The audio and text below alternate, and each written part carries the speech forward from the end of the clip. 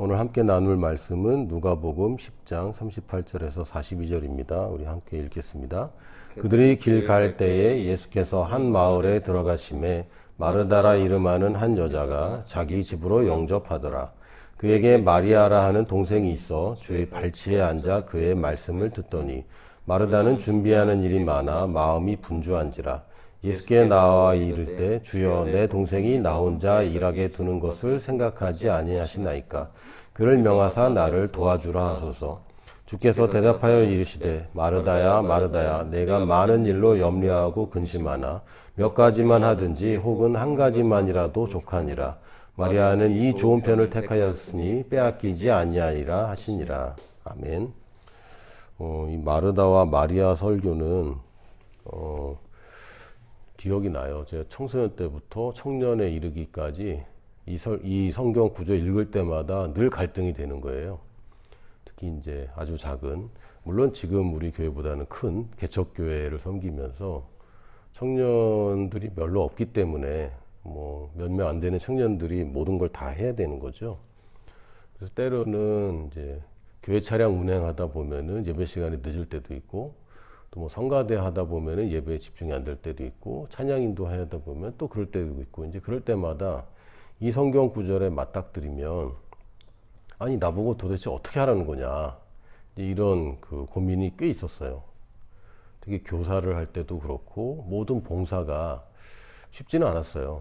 왜냐하면 토요일에도 교회에 청년부 모임이 있었고, 주일에 예전에 또 저녁 예배가 꼭 있어야 돼서 저녁 예배 끝나고 뭐 그리고 정리하고 나면은 월요일에 또 1교시가 있는 날에는 굉장히 버거운 거죠.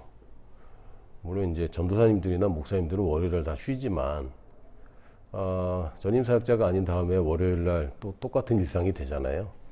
그래서 주일 저녁 막 그래도 뭐 교회도 집에서 멀고 집에 가면 뭐 10시 반 11시 이렇게 되는데 이제 뭐 숙제라도 하고 자려면 이제 되게 힘든 거죠. 근데 그런 거를 참 물론 고민이 있었지만 별로 타협할 생각은 별로 없었고 그냥 기쁘게 살았던 기억이 있습니다. 그럼에도 불구하고 좀 지칠 때가 있고, 또 교회 행사가 많을 때나 특히 이제 선교사님 누가 오시면 일주일 내내 부흥회하고 그러면 버겁죠. 그리고 주일 예배, 저녁 예배 때 전하시는 분이 초빙돼서 오셨는데 말씀이 계속 길어지면 이제 막 그 답답한 것도 느끼고. 근데 이런 것들을 이제 고민을 하면서도 이 누가복음 10장 38절에 42절에 있는 마르다에게 하신 말씀을 보면 어쩌라는 거냐, 도대체 하지 말라는 거냐, 이런 고민이 늘 됐었어요. 근데 사실은 뭐 모든 영역에 이게 적용되긴 하지만 내가 적용하고 싶은 대로 성경을 따와서는 곤란합니다. 그래서 다른 얘기를 하면 성경이 나한테 말하도록 해야지 성경에서 내가 답을 찾아내도록 하는 것은 그렇게 좋은 방법은 아닙니다. 물론 우리가 구하면 답을 찾긴 하지만 그렇다고 내가 이런 문제가 있고 이 부분에 답을 원하기 때문에 이 구절에서 이걸 찾아야지 라고 하는 것보다 그냥 이 성경 구절 자체가 말씀하는 부분에 좀 집중을 해야 됩니다. 그래서 이 부분은 마르다가 주님을 섬긴다고 하면서 뭔가를 잃어버리고 괴로워하는 부분입니다. 근데 그게 잘못된 거죠. 그러니까 어디서 잘못됐느냐? 이게 뭐 긴 설명도 없고, 그럼 마르다가 잘했냐, 마리아가 잘했냐, 뭐 그런 얘기도 없습니다. 약간 뉘앙스는 마리아는 지금 좋은 것을 택해서 네 말을 안 들을 것이다 라는 얘기를 했지, 그렇다고 주님께서 마리아를 칭찬한 적도 없고, 그렇다고 뭐 마르다가 하는 일에 대해서 주님이 알아주지 않는 것도 아니에요. 단지 뭐라고 말씀하셨냐면 많은 일로 염려하고 근심하나 몇 가지만 하든지 혹은 한 가지만이라도 족하다. 마리아는 이 좋은 편을 택하였으니 빼앗기지 아니하리라. 이렇게 얘기를 하십니다. 그러니까 우리가 걱정이 너무 많아요. 고민도 많고, 사실은 뭐 인생 사는 게 고통이 많습니다. 오죽하면 모든 종교가 인생이 다 고통이라고 얘기하겠어요. 불교도 이게 고해라고 얘기합니다. 고해는 태어나면서부터 고통의 바다에서 헤엄치고 있는데 육지에 다다르지 못하고 계속 고통의 바다에서 헤엄치다가 죽는 게 인생이라고 얘기하는 겁니다. 조나단 피터슨이라는 그 심리학자가 쓴 책을 제가 어렵지만 참 재밌게 읽었는데, 이 사람은 스스로 크리스찬이 아니라 그러면 성경 인용을 참 많이 하더라고요. 근데 이 사람도 하는 얘기가 인생이란 게 원래 힘들다, 고통스럽다, 이렇게 얘기를 합니다. 그런데 인생이 정말 고통스러우냐, 원래 그랬냐? 그건 아니잖아요. 아담의 범죄하면서 고통이 시작됐고, 그리고 범죄하면서 생긴 고통은 예수님이 다 담당한 거 아닙니까? 일단 하나님으로부터 분리되어 있어서 생기는 모든 고통들은 예수님이 해결했고, 질병과 가난이라는 저주도 예수님이 해결했고, 또 타락하자마자 이 사람들이 죄 가운데 있을 때 죄를 그냥 다른 표현을 한다면 그것은 이기심입니다. 자기만 아는 거죠. 우리가 소통이 왜 안 됩니까? 이기심 때문에 그래요. 여러분이 이해하지 못하더라도 사랑하면 그게 별 문제가 되지 않습니다. 그냥 있는 그대로 받아들이거든요.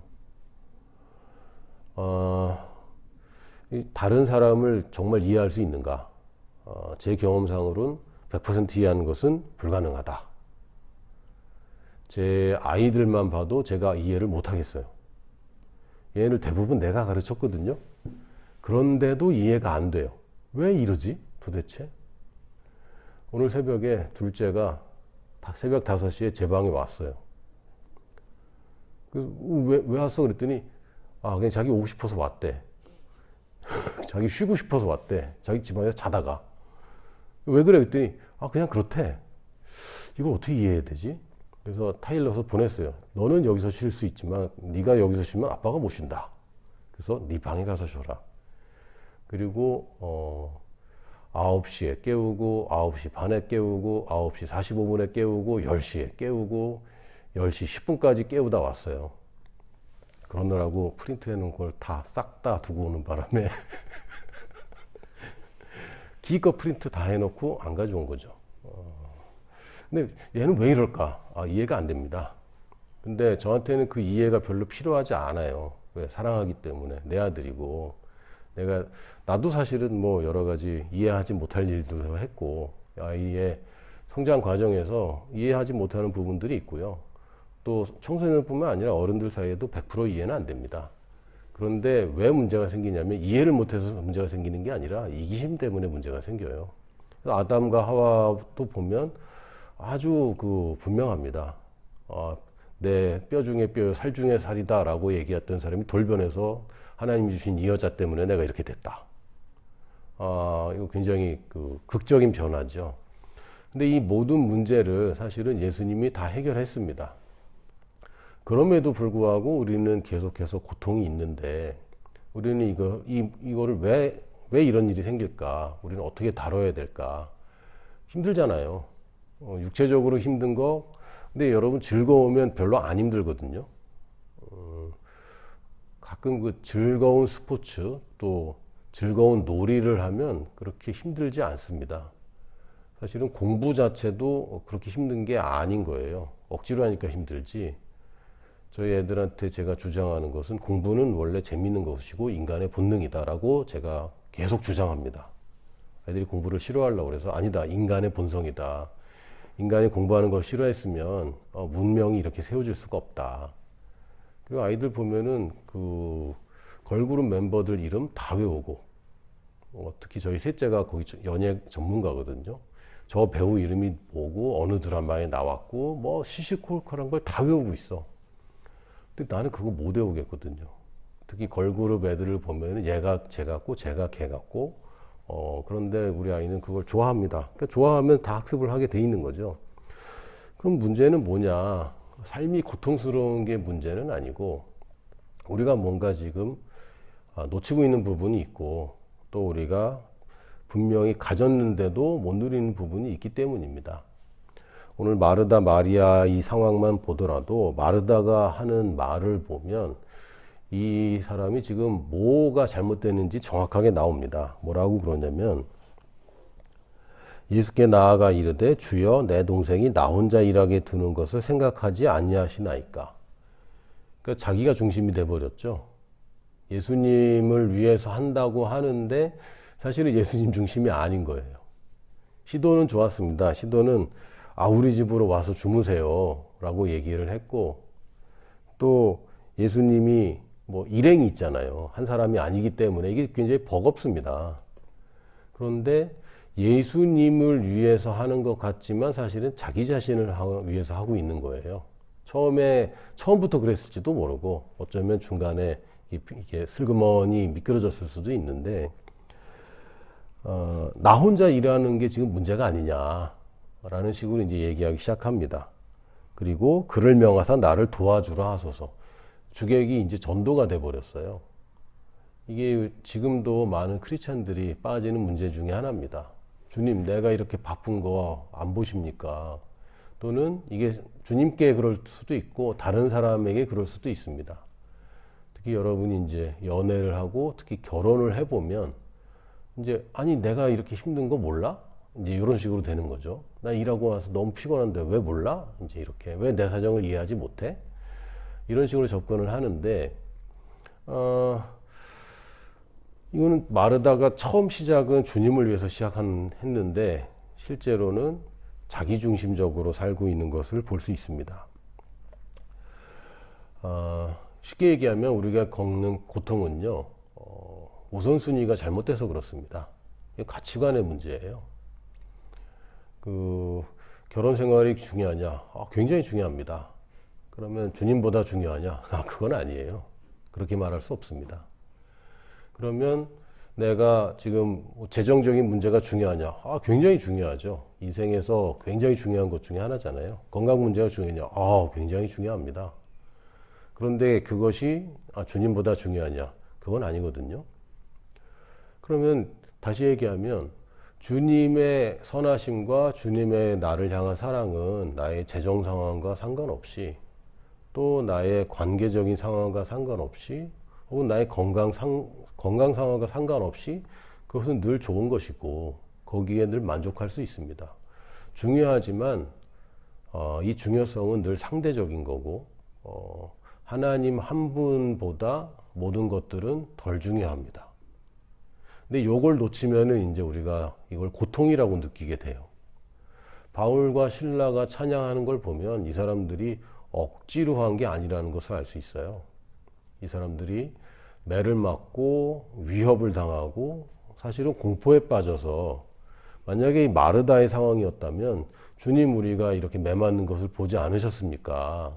나를 풀어주라고 명령하세요. 이렇게 나올 게 이제 그 자연인의 태도인 거죠. 그러나 성령으로 충만한 바울과 실라는 그걸로 또 기뻐합니다. 잘못돼서 기뻐하는 게 아니라, 아니 뭐 매를 맞은 것 뿐이지 하나님을 찬양하는 것은 변동이 없거든요. 이렇게 되면은 사실은 이런 태도가 문제를 해결합니다. 문제 해결에 초점을 맞추면 굉장히 버겁고 발버둥 치게 돼요. 그런데 우리가 초점을, 우선순위를, 가치 체계를 주님 한 분에 딱 고정시키면 그 다음부터는 좀 쉬워집니다. 그래서 주님이 높아지고 낮아지는 건 아닌데, 우리가 매기는 가치는 늘 변동됩니다. 마치 시소처럼 주님을 무겁게 하면 다른 것들은 가벼워지는 거고요. 다른 것들을 무겁게 하면 주님은 가볍게 느껴집니다. 둘 다 무겁게 하는 방법은 사실은 없어요. 둘을 겸하여 섬길 수 있는 방법이 없습니다. 그래서 누가복음 14장 25절에서 27절에 보면 굉장히 세게 말씀하세요. 수많은 무리가 함께 갈새 예수께서 돌이키사 이르시되, 굉장히 많은 무리가 따랐습니다. 따랐는데 따르는 자들이, 예수님은 따르는 자들을 주목하시는 게 아니었어요. 제자들에게 주목을 하셨고, 26절에 보면 물은 내게 오는 자가 자기 부모와 처자와 형제와 자매와 더욱이 자기 목숨까지 미워하지 아니하면 능히 내 제자가 되지 못하고, 이 말을 들으면 미워해야 된다. 여기 좀 걸려요. 내 아내를 내 몸과 같이 사랑해라. 이렇게 되어 있는데 미워해야 된다는 거죠. 왜요? 우리가 사랑하는 것, 중요하게 여기는 것은 늘 상대적이기 때문에 아내를 사랑해야 된다. 당연합니다. 부모를 공경해야 된다. 당연합니다. 자녀를 잘 돌보고 사랑해야 된다. 당연합니다. 형제와 자매를 사랑해야 된다. 계명이잖아요. 당연합니다. 그럼에도 불구하고 예수님보다 높아질 수는 없는 것이고, 미워한다는 표현은 이 유대인들의 이 관용적인 표현인데, 하나님이 야곱을 사랑하고 에서를 미워했다. 이런 표현에도 이제 사용되는 표현입니다. 실제로 미워한 게 아니라 상대적인 개념인 거예요. 이거를 한국말로 하면 경시했다. 또는 경시했다라는 말하고 똑같은 말이 경멸했다는 얘기입니다. 그러니까 경시하는 게 사실은 경멸하는 거고요. 이게 가벼이 여기는 것입니다. 그래서 이거를 미워한다라고 표현했는데 실제로 미워하는 게 아니라 주님보다는 더 사랑할 수 없는 거예요. 근데 이걸 착각하고 나면 주님께는 문제가 없어요. 내가 주님 덜 사랑한다고 해서 주님이 뭐 큰 고통을 당한다든지 주님 하시고자 하는 일이 뭐 방해를 받는다든지 그렇지 않습니다. 주님이 우리 보고 나를 위해서 너희가 희생해라 라고 얘기하는 게 아닙니다. 이래야지 제대로 돌아가거든요. 우리가 중심 기준점을 잃어버리면 우리는 표류하게 됩니다. 저는 이제 방향을 잘 헷갈려요. 특히 지하에 들어가면 굉장히 헷갈립니다. 제가 제일 싫어하는 데 중에 하나가 잠실의 지하. 예전에 롯데월드랑 연결되어 있고 지금 어떤지 모르겠어요. 옛날에 그랬거든요. 분수를 못 찾아가 잘.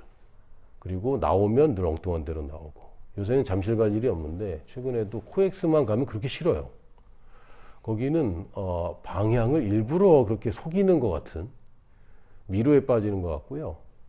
한 번은 제가 태국에서 짜뚜작 마켓이라는 그 유명한 전통시장이 있어요. 거기를 돌아다녔는데 기본적인 생각에 우회전 하면 자기 자리 와야 되잖아. 내 자리가 안 나오는 거야. 우회전을 분명히 4번 했거든. 여기는 어디야? 다른 데가 나왔어요. 그래서 다 거꾸로 좌회전을 4번을 해봤는데 또 다른 데가 나오는 거죠. 이게 뭐지 도대체? 알고 봤더니 그 시장이 팔각형으로 돼 있더라고. 그러니까 방향 감각이 없는 거예요. 코너만 돌았다고 생각하는 거지. 그래서 가끔은 GPS 내비게이션이 참 좋은데 지하에 있다가 나오면 내비게이션이 잠깐 먹통이 돼요. 건물에서 나올 때 좌회전해야 되는지 우회전해야 되는지 이게 참 치명적일 때가 있습니다. 잘못하면 굉장히 돌거든요. 근데 왜 그렇습니까? 인공위성 그 신호를 못 잡아내면 내가 표류하게 돼요. 인생의 목적과 방향을 잃어버리게 됩니다. 우리가 주님께서 주신 부르심이라고 생각하고 때로는 뭐 게으를 때도 있고 때로는 열심히도 하고 감동받으면 그래 라고 우리가 다잡기도 하는데 부르심이 목표라고 생각하면 그거는 곤란합니다. 부르신 분이 목표인 거죠. 우리의 기준점은 여러분의 부르심에 있는 게 아닙니다. 여러분의 앞으로의 직업이나 또는 최종적인 비전에 있는 것이 아니라 우리의 기준은 부르신 그분에 있는 겁니다.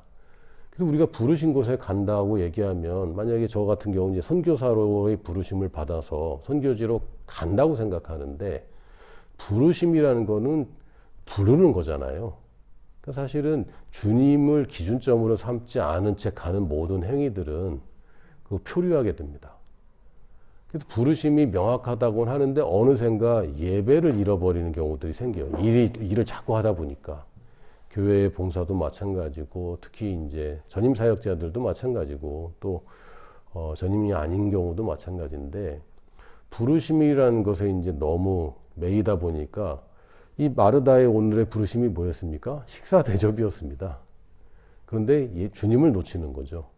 식사 대접을 잘하려고 하다 보니까 왜 제가 날 안 도와주냐? 나 너무 힘들다. 여기에 빠지는 거예요. 근데 주님을 보면 주님이 지금 마리아랑 주님은 즐거운 시간을 보내고 계시거든요. 그럼 첫 번째, 주님을 방해하면 안 되죠. 두 번째, 주님이 마리아와 지금 재미난 얘기를 막 하고 계시다면 마리아도 방해해서는 안 됩니다.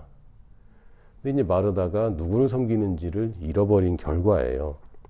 그래서 우리가 지금 왜 스트레스 받고 고통받느냐. 덜 중요한 걸 중요하게 여기고 중요한 것을 덜 중요하게 여겨서 그렇습니다. 이거 가치체계의 문제고 우선순위의 문제입니다. 이거 안 하면 큰일 난단 말이에요. 큰일 나지 않습니다.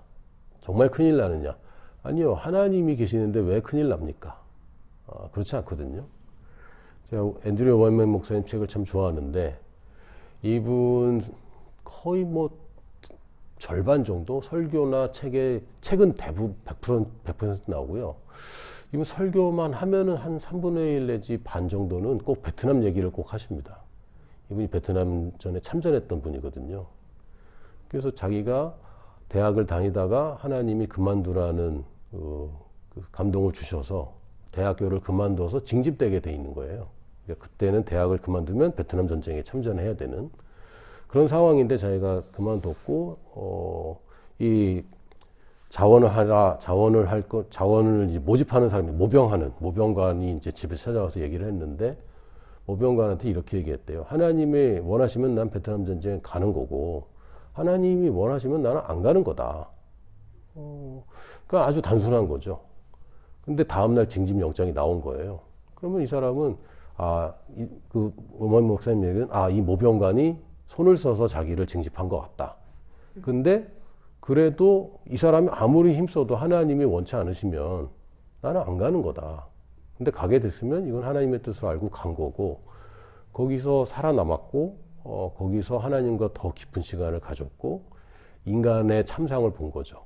정말 하나님 없다 온 사람들이 어떻게 살고 어떻게 죽었는지를 다 보고 와서 이분의 사역에 굉장히 큰 영향을 끼쳤는데 사실은요 이래도 되고 저래도 돼요. 별거 아니에요. 여러분이 뭐 파산했다.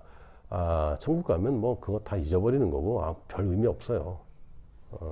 내가 사랑하는 사람하고 헤어졌다. 뭐 지나보면 아무것도 아닌 거라. 또는 뭐 병에 걸려서 지금 아픈데 치유가 잘 안 된다. 물론 우리가 부유함과 치유를 놓치자는 얘기가 아닙니다. 근데 그거 가지고 고통을 당할 일이 아니라는 거예요. 그게 천국 가는 것보다 더 중요하냐? 그렇지 않거든요. 하나님의 계신 것보다 그게 더 강력하냐? 그렇지 않아요. 근데 우리가 말로는 그렇게 하나님이 가장 세다. 예수 이름이 가장 높다고 하는데, 그런데 내가 인생에 지금 망치고 있는 거 아니야? 라는 고통이 있는 거죠. 근데 사실은 별거 아닙니다. 이거 안 되면 큰일 날 것 같잖아요? 아니요. 그렇지 않아요. 그렇지 않고요. 제가 50년 살면서 이거 아니면 큰일 날 것 같은 일도 굉장히 많이 당했거든요. 괜찮아요.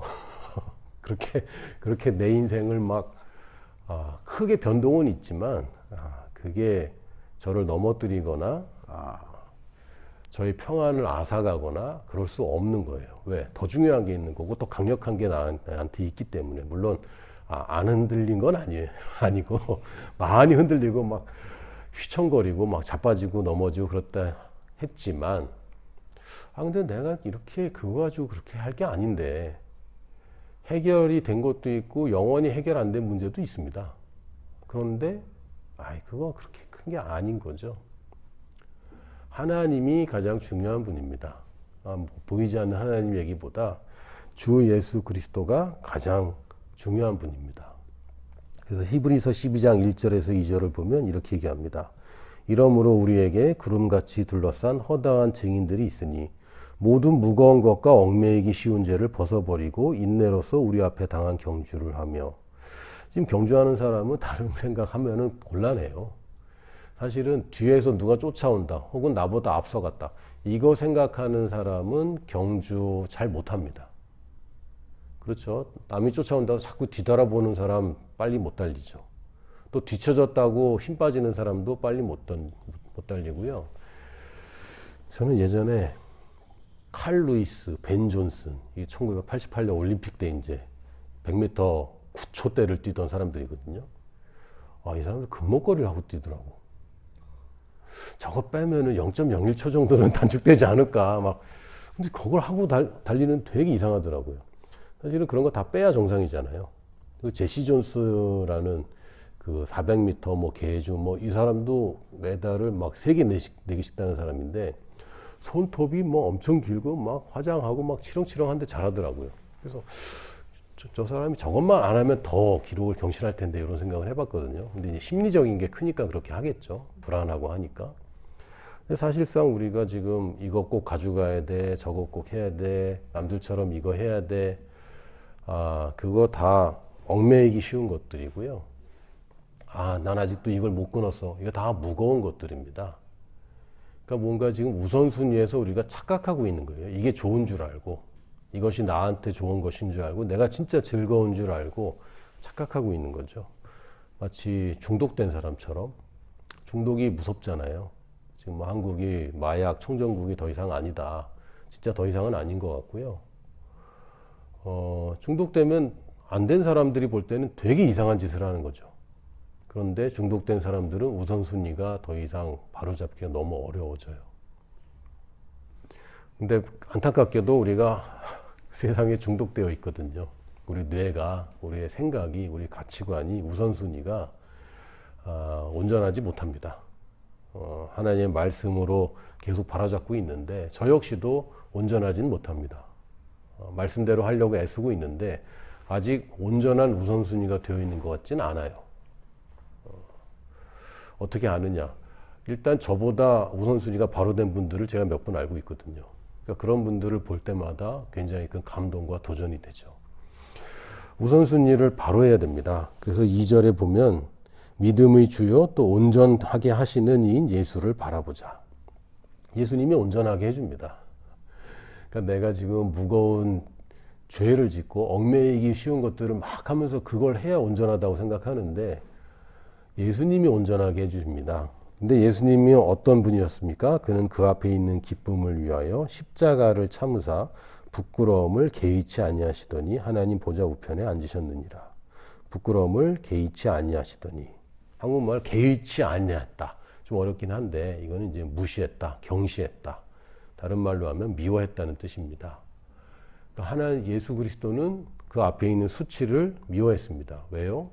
더 중요한 것을 봤기 때문에. 지금 한국은 좀 어려운 것 같아요. 다 느낄 겁니다. 제가 체감하는 거는 사실은 저는 뭐 전후 세대이기 때문에 6.25 전쟁을 체감하지는 않았고 뭐 군부 독재 시설에 살긴 했지만 그게 저한테 그렇게 중요하지는 않았거든요. IMF 때보다는 뭐 덜 힘든 것 같아요. 체감하기로는. 그때는 아주 심각했는데 지금 문제는 뭐 그때보다 더 심각해질 가능성이 농후하다. 이렇게 돼 있고 그리고 지금 한국 사회가 그냥 하락하고 있다는 것은 다 알고 있습니다. 일단 출산율이나 고령화만 보더라도 한국이 더 좋아질 가능성은 크게 없다. 그런데 그거 가지고 고민할 필요가 없어요. 올라갔다 내려오는 거나 못 올라간 거나 그 상대적인 박탈감일 뿐이지 사실은 지금 한국은 역사 이래로 가장 잘 사는 시대입니다. 물론 지금 젊은 사람들은 이제 희망이 없다고 그러는데 희망이 없다라는 것으로 또 일부러 불행해질 필요가 없어요. 우리가 자꾸 있는 것으로 나는 이게 문제야, 나 이런 문제가 있어, 야, 내 가족은 이래, 나 우리 가정 환경은 이래, 나는 한계가 있고 신체적인 문제가 있고 또는 지능적인 문제가 있고 있는 거 가지고 계속 고민하고 또 없는 거 가지고 또 고민해요. 나는 돈이 없고 능력이 없고 뭐 자격이 없고 뭐가 없고 있는 것과 없는 것에 너무 집착을 한 나머지 남이 있는 건 나도 있어야 되고 남이 없는 건 나도 없어야 되고 근데 인생이 그런 게 아니죠. 그거 해서 불행해요. 그러니까 지금 헬조선이란 말은 요새는 거의 안 쓰잖아요. 근데 헬조선만 해도 기성세대들은 전혀 이해가 안 되는 거죠. 너무 잘 사는데 우리 때보다 훨씬 잘 사는데 이게 상대적인 것이고 중요성과 우선순위는 늘 상대적이었습니다. 우리가 눈에 보이는 것들이 집착할수록 불행해지고요. 삶이 고통스럽습니다. 힘들어져요. 근데 여러분이 누가 괴롭히고 상황이 어려워도 사실 뭐 아직 감옥 가지는 않았잖아요. 매맞지도 않았고 뭐 십자가에 매달린 것도 아니란 말이죠. 아직 그 전입니다. 그래서 그거 가지고 지금 고민할 게 아니고 아까 누가복음 14장 27절에 보면 누구든지 자기 십자가를 지고 나를 따르지 않는 자도 능히 내 제자가 되지 못하리라. 진짜 참 자유는 제자가 될 때에 하나님의 말씀이 나를 자유케 하고요. 제자가 되기 위해서는 자기 십자가를 지고 가야 됩니다. 자기 십자가 지는 사람은요, 더 이상 다른 거는 없어요. 이 십자가 가지고 올라가면 거기 매달려서 죽는 겁니다. 십자가는 내가 지금 지고 있는 것이고 결국은 거기서 죽는 것, 결국 살아야 되는 이유이며 죽어야 되는 이유, 부르심에 관한 얘기입니다. 그거 외에는 십자가를 지고 가면서 난 백을 하나 더 있었으면 좋겠어. 그거 이상하잖아요. 십자가를 지고 가면서 내 신발이 메이커가 아니라서 창피해. 그런 거 없어요. 그게 아니고 십자가 지고 가면 거기서 죽을 겁니다. 우리는 부르심을 이루고 나면 거기서 죽을 거고요. 이 땅에 사는 거 딱히 제가 어젯밤인가 그냥 죽고 싶다라는 생각이 들더라고요. 우울해서 그런 게 아니고 또 내가 막 고민하다가 그냥 죽어버리면 좋겠다 아니고 그냥 가고 싶다 그냥 생각이 그냥 들더라고요. 이 땅에 있는 거 그냥 딱히 재밌는 거 다 해봤고 물론 못 해본 것도 있겠지만 뭐가 있나 도대체. 그래서 우울해서 그런 게 아니라 그냥 가는 거 참 좋겠구나라는 생각이 들었어요. 너무 감사하고. 근데 좀 더 뭔가를 더 잘하고 가고 싶죠. 단지 그것만 남아있을 뿐입니다. 그 과정의 고통들, 그거 문제되지 않아요. 문제되지 않고, 그게 나한테 막 힘들게 인내해야 되고, 참아야 되고, 어렵게 살아야 되고, 아닙니다. 그 별거 중요한 게 아닌 거예요. 다 지나가는 것들이고, 우리가 고통이라고 생각하는 것들이, 주님과 비교해 보면 별거 아닌 거예요. 정말 별거 아닌 거죠. 할렐루야. 이자가 세도 원금에 비하면 별거 아니더라고요. 그 0.1% 가지고 아둥바둥 했는데 얼마 차이 안 나더라고. 원금이 작으면 이자도 별거 아닌 건데 원금에 비하면 이자라는 건 별거 아니고요. 예수 그리스도에 비하면 사실은 별거 아닙니다. 주 예수 그리스도를 위하여 받는 고통이라면 이건 우리한테 기쁨이고 즐거움이 됩니다. 문제는 뭐냐? 첫 번째는 우선순위. 내가 또 정신 못 차리고 있구나. 내가 이 땅에서 잘 먹고 잘 사는 게 또 나의 목적이 되어버렸구나. 요거 체크해야 되고요. 두 번째는 지금 내가 하고 있는 일에 대한 확신이 없는 경우 굉장히 힘들게 됩니다. 여러분이 그게 일시적일 수도 있고요. 장기적일 수도 있고 영원한 여러분 직업은 없어요. 저의 인생만 보더라도 한 7년 주기로 확확 바뀌는 것 같아요. 여러분도 지금 하고 있는 일에서 배울 것을 배우고 돌파할 걸 돌파하고 다음 차원으로 가는 것이지 그거를 통과하지 못하고 어디를 가더라도 그거 또 해야 됩니다. 그거 되게 힘들잖아요. 그래서 여러분이 처한 상황에서 불평하고 불만할 때 마르다를 생각하시고 내가 이 일을 왜 하고 있나? 주님을 위해서 한다고 시작을 한 것인데 간접적이든 직접적이든 주님을 위해 살고 있다고 우리가 시작을 했는데 주님 보고 불평을 하고 있고 내가 지금 겪고 있는 이런 당혹스러운 것 사실 마르다는 너무 이해되잖아요. 혼자 지금 손님을 여러 명이 갑자기 받아갖고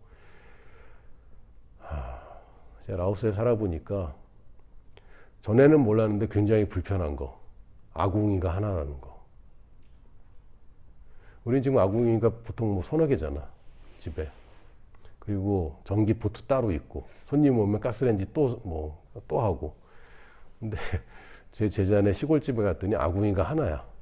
거기다 밥을 하고 내려놓고 거기다가 나무를 볶고 내려놓고 거기다 국을 끓이고 내려놓고 거기다가 차를 끓이고 내려놓고 밥을 먹으니까 다 차가워.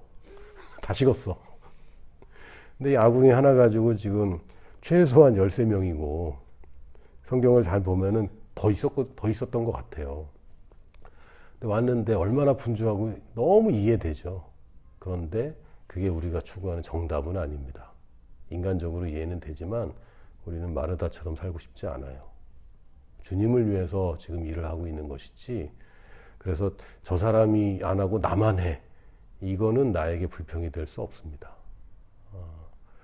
그 두 가지를 주목하셔서 내가 우선순위를 바로 해야 되겠다. 그리고 지금 내가 하고 있는 일이 주님께서 시키는 일이 맞는가. 이 두 가지에 여러분이 침착하게 잘 분별하시고 주님이 시키지 않았는데 내가 불안해서 혹은 이건 꼭 필요하다고 하는 일들은 사실은 안 해도 됩니다. 안 한다고 큰일 나지 않고요. 어쩌면은 그런 잡다한 많은 것들 때문에 더 좋은 것을 우리가 못 잡을 때도 있어요. 그래서 이 두 가지를 꼭 여러분이 확인하는 한 주가 되기를 예수님의 이름으로 축복합니다. 아멘.